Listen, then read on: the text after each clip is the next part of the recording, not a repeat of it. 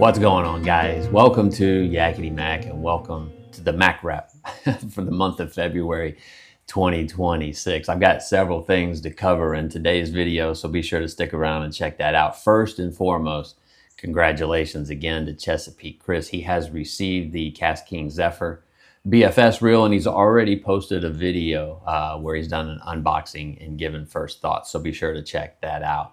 If you're new to the channel, I'm doing this contest where I've asked people to predict the number of fish I'm going to catch throughout the year. Everyone who submitted a prediction was entered into a drawing, and Chris was selected. And so the next milestone along this way to see where I end up is going to be my July 1st fish count.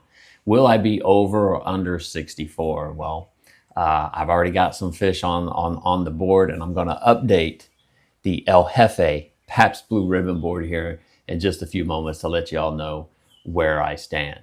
Okay, so let's talk February. One of the things I did in January, because I couldn't get out, the weather just didn't cooperate, and I posted a video where I was changing out all of the treble hooks on my hard-sided baits, all my crankbaits, my top waters, everything that had treble hooks, I swapped out for single inline hooks.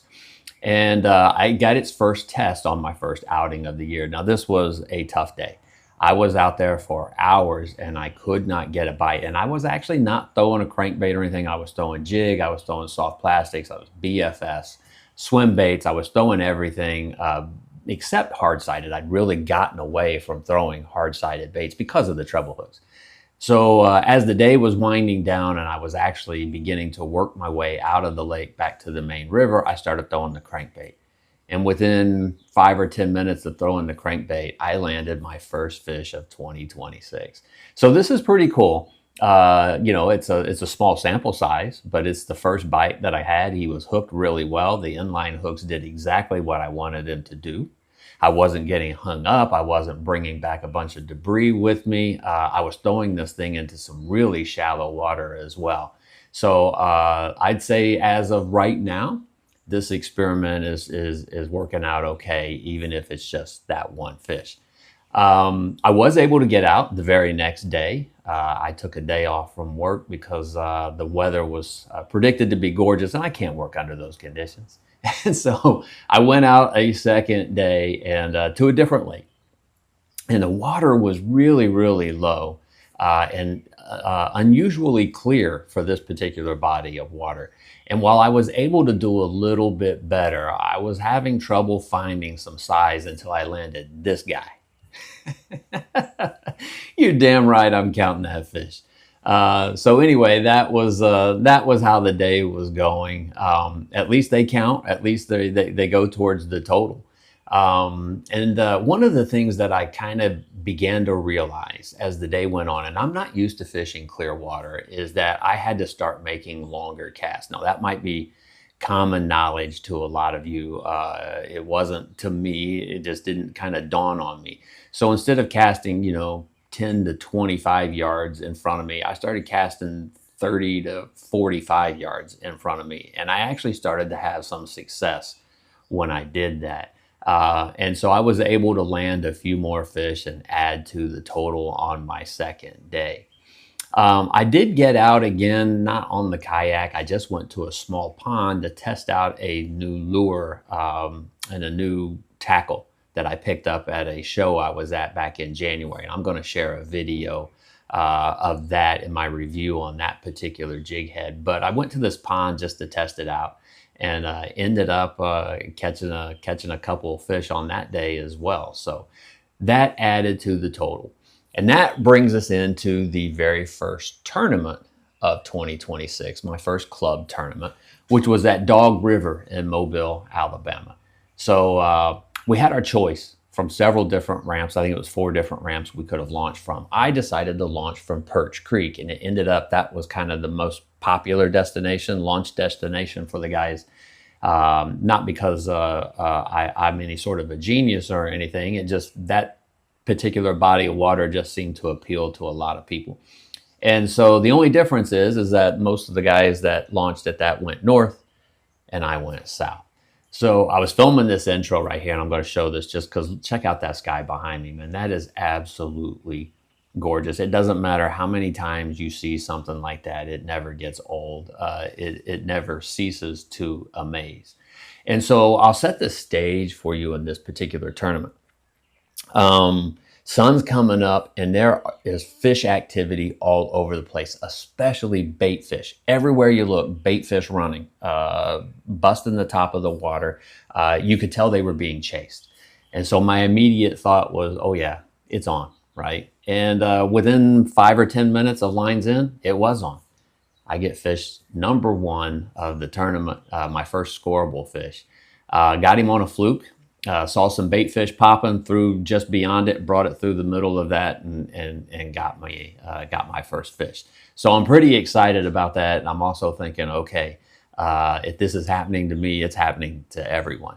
And so I threw around again for a little bit, couldn't get another. I actually did catch one. I take that back. I don't even know if I got him on camera. He was small, maybe 10 inches or so.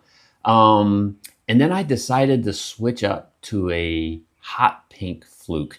With so many bait fish popping around, I kind of wanted something that would stand out. And within 5 minutes or so of switching over to that, I got fish number two. So now we're in the first hour and I've got two fish. I'm definitely of the mindset that I have to limit out because I have a feeling that several people are going to, and I'm going to have to make myself competitive if I hope to finish somewhere in the top 3 or 4. So 1 hour in, I've got two fish. Let's keep it going. No. 7 hours without another scoreable fish. I did hook into a couple of more. Turns out that the majority of the fish that were popping the top of the water and chasing the bait fish were speckled trout. And so I had trouble finding bass and I was quite discouraged. It was hard to keep up the optimism because I just knew in my head that the other guys were out there slaying them. And at least that's how it plays out in your head, you know, when you're going through these things. And so it was a tough grind. 7 more hours. I never got another scoreable fish. So I'm going to end the day with just 2. And so we get back to the ramp. We get back to the weigh-in. And I was right. There were people that had limits. I finished 7th out of 14. So that's middle of the pack.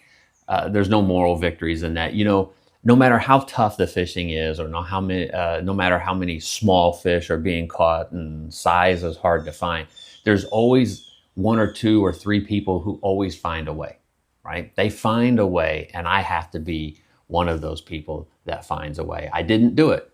And so I don't take a moral victory from finishing in the middle of the pack, not at all. You know, it's one of those things that I'm going to have to try to work on and try to get better. And so our next tournament coming up in March is going to be down at Gulf Shores at Gulf State Park, Lake Shelby. It's a lake I'm very familiar with in the fall. I've only fished it once ever in the spring, did not have a good day. The wind was horrendous that day.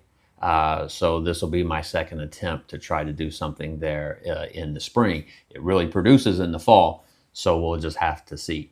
So with that being said, that's kind of it for February. Today is the 28th. It's the last day. So where did I end up in fish caught so far for the year? Well, let's go update the board. All right, so I will tell you I'm in double digits. Here's one of those digits. Hopefully that shows up on camera. That is a 2. The question is, am I going to put a number in front of it or am I going to put a number behind it? Let me see here.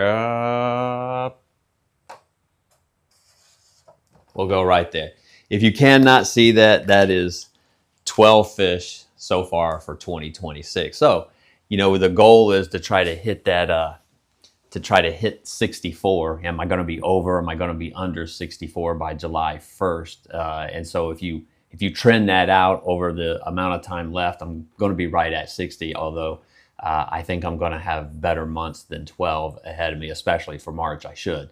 The fish are in pre-spawn right now, and they should be feeding up. And so hopefully I'm going to get out tomorrow. So hopefully I can add to that number there. And when I do, I will report it in next month's report. I'm going to give an update on my total via this way here in a monthly report. And so that's where I ended up with February. I only got out technically 3 times. So those numbers should increase and my opportunities should increase going forward. March, looking forward to it. Looking forward to the Lake Shelby tournament. I'm looking forward to getting out tomorrow and putting some more fish in the boat.